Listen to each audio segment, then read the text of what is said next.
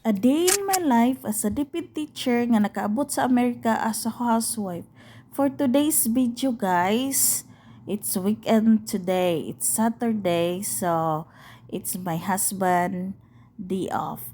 So, buot pasabot anak kung day off sa atong bana, day off sa nato no.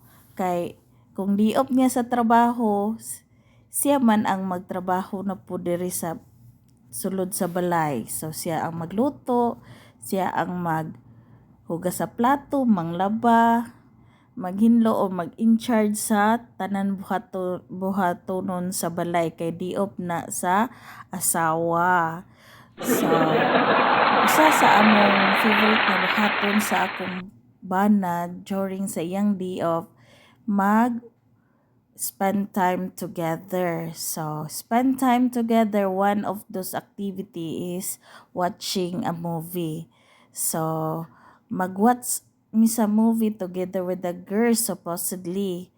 But the girls already watched this movie. So, we're the two of us now watching.